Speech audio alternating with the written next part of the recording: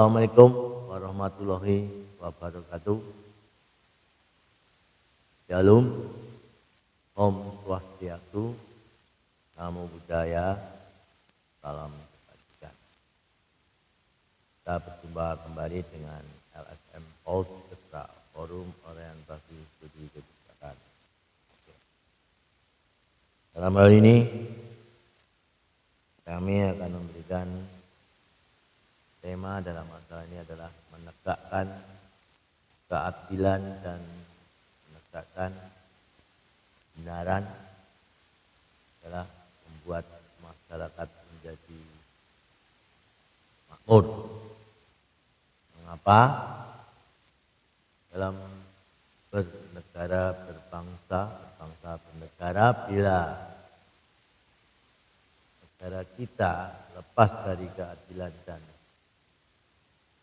kebenaran akan mengalami tidak ada kemakmuran khususnya untuk maka itu upholding justice and truth that make people prosper, membuat masyarakat makmur. Kita mengamati kira-kira ini dalam bidang legislatif, para DPR banyak yang korupsi, bidang eksekutif, para penguasa juga banyak korupsi, termasuk gubernur, bupati yang korupsi, mengambil dana APBD, APBN. Kemudian dalam bidang yudikatif, hakim, jaksa, halnya itu tidak bisa menegakkan keadilan karena mereka ada yang mau suap, sehingga suatu dinamika kehidupan yudikatif, legislatif, eksekutif di Indonesia itu tidak ada saling controlling karena mereka sudah lupa akan keadilan dan kebenaran, sehingga mereka berbuat itu korupsi, ada yang mau disuap dan sebagainya. Dan dalam negara ini tanpa keadilan, kebenaran akan mengalami kehancuran. Penting sekali upholding justice and truth in our country Indonesia. Maka itu dalam berbangsa dan bernegara, keadilan sangat dibutuhkan. Dan zaman sekarang karena kebutuhan yang sudah mendesak, rakyat banyak, penduduk padat, hingga timbullah polemik kehidupan. Manusia sudah mementingkan itu kekayaan dan mementingkan uang. Setiap zaman banyak orang yang cinta akan uang. Itu uang itu adalah sumber dari segala kejahatan. Dan tamak akan uang, apalagi tamak itu juga sumber kejahatan. Maka untuk mencegah itu, Indonesia, khususnya bangsa Indonesia harus mengingat para pendiri bangsa. Para pendiri bangsa termasuk Bung Karno, Bung Tomo, Muhammad Hatta, para pejuang bangsa termasuk Jenderal Sudirman, Imam Bonjol. Semua mereka itu berjuang untuk memerdekakan Indonesia, dan mereka mendirikan bangsa Indonesia ini dengan pengorbanan, pengabdian, tumpah darah. Tapi yang meneruskan sekarang ini sudah Indonesia hampir merdeka mau 79 tahun, masih tidak melaksanakan visi misi pendiri bangsa masa lalu. Mereka pendiri bangsa masa lalu itu penuh pengorbanan jiwa raga dan tidak mementingkan itu uang. Sekarang ini semuanya serba uang, sehingga keadilan bisa hilang, kebenaran bisa hanyut karena dipengaruhi oleh uang dan tamak uang akhir zaman. Nah, itu harus dihindari. Kita mendengar lagu Indonesia Raya W.R. Supratman, di mana itu lagu itu mengutamakan pada kalimat terakhir, kata-kata terakhir seperti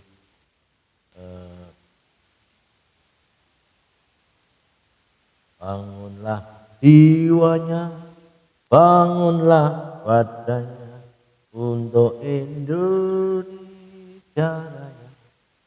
Bangunlah jiwanya, jiwa itu harus dibangun. Kalau rakyat Indonesia jiwanya rusak, jiwa yang senang, tidak ada kejujuran, tidak ada iman, jiwanya tidak ada rohani yang tinggi, hanya tamak akan uang. Nah, itu ini tidak membangun jiwa. Nah, lagu Indonesia Raya itu bangunlah jiwanya, bangunlah badannya untuk Indonesia. Ini kita harus mengutamakan membangun jiwa. Jadi kalau jiwa kita Indonesia itu lemah, dalam arti tidak memegang kejujuran, keadilan dan kebenaran, nah, bisa itu Indonesia menjadi sehat dalam arti jiwa. Ini harus dibangun karena lagu itu, lagu Indonesia Raya diciptakan oleh W.R. Supratman, meminta supaya bangsa Indonesia itu membangun jiwa raga. Tiada lagi lagu Padamu Negeri, jiwa raga kami, kata-kata terakhir.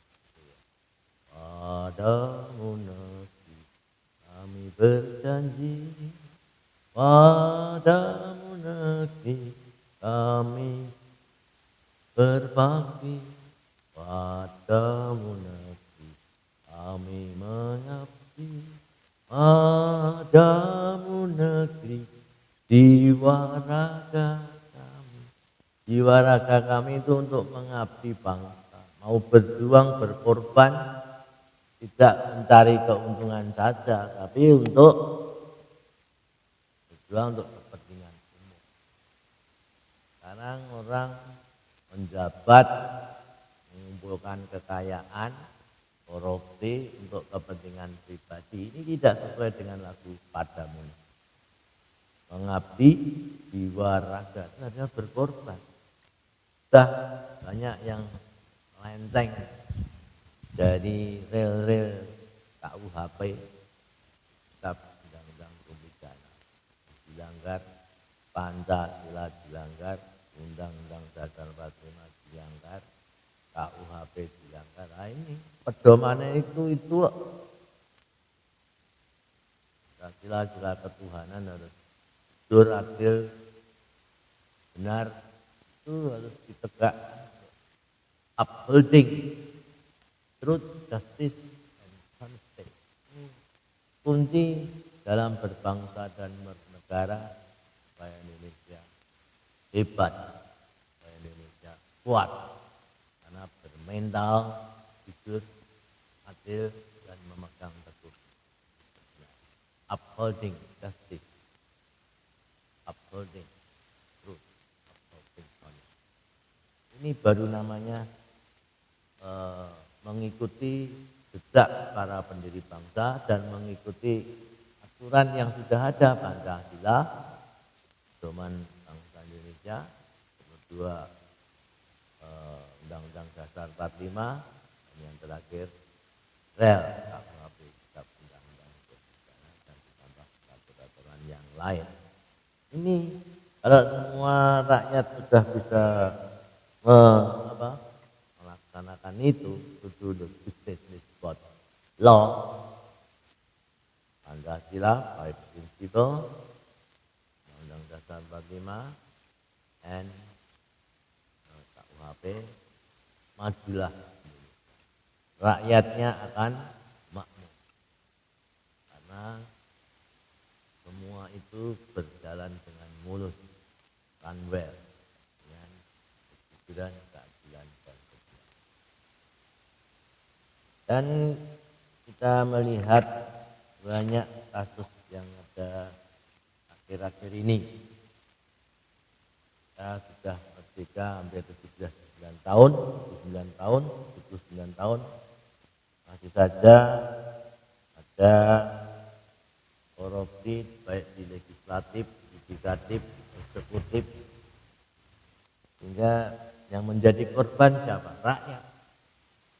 Rakyat kecil yang tidak tahu apa-apa menjadi korban, sehingga itulah tidak ada kebenaran, keadilan, dan tidak ada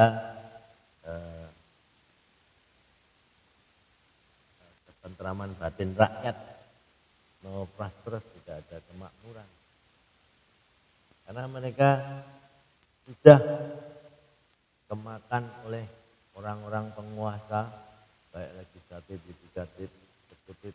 Mereka sudah lupa pada bangsa ini, pada rakyat yang menderita. Banyak kasus, seperti contohnya kasus insiden Vina dan Eki yang di Cirebon. Itu ada 7 terpidana yang tidak berbuat salah hukum, bahkan mereka disiksa dari pengakuan dari kita disiksa, disuruh minum air kencing, disuruh palapir, setrum. Itu berarti tidak punya Pancasila, sila kedua. Ini harus dihindari, jangan terjadi lagi di Indonesia.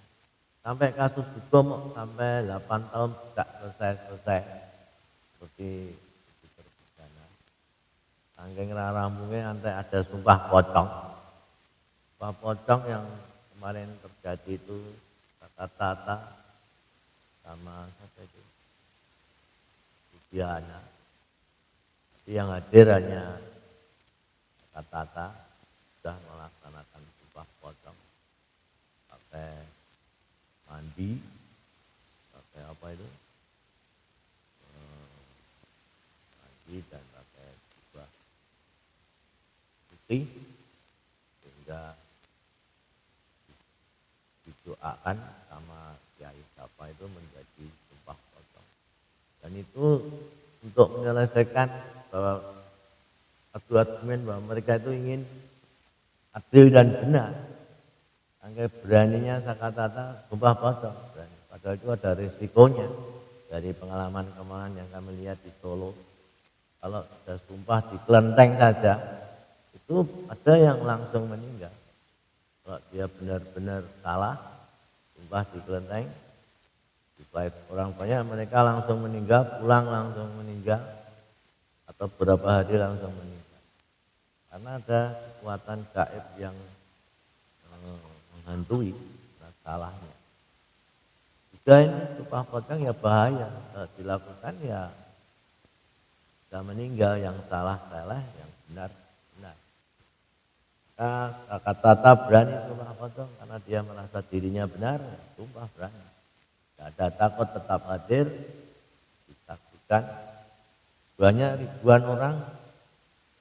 Nah, itu bukti bahwa keadilan, kebenaran di Indonesia masih kurang diyakini, kurang dipercayai oleh publik, sehingga mereka sampai sumpah pocong. Itu harusnya kalau diselesaikan secara sistem hukum harusnya selesai. Sudah 8 tahun rampung-rampung, akhirnya terjadilah sumpah pocong. Nah ini, kita harapkan Indonesia menjadi negara yang peringkat tertinggi dalam sistem korupsinya, tidak menjuarai korupsi tapi levelnya no corruption, menjadi negara yang tanpa korupsi peringkat 1. Harapan kita menjadi negara Indonesia korupsinya, indeks korupsinya paling rendah dan peringkat 1. Ini harapan kami. Bisa enggak? Ya, mudah-mudahan kita sebagai bangsa Indonesia harus mementingkan para pendiri bangsa dan mementingkan rel-rel hukum Pancasila, Undang-Undang Dasar 45 dan KUHP. Tentang itu berarti Indonesia akan mengalami maju. Tanpa itu Indonesia akan mengalami penderitaan, khususnya rakyat. Jadi upholding justice, upholding truth, upholding KUHP law, make people prosperous. Prosperous itu artinya makmur. Can be realized, dapat diwujudkan in daily life dan kehidupan sehari-hari. Kita menikmati, tidak rakyat ditumpes, dibohongi, itu bukan lagi negara yang baik. Negara yang baik semuanya harus didasari oleh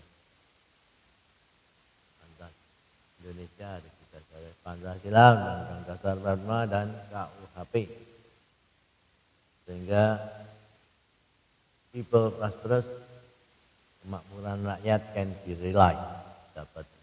Demikian kami memberikan saran dari LSM. Turun. Assalamualaikum warahmatullahi wabarakatuh.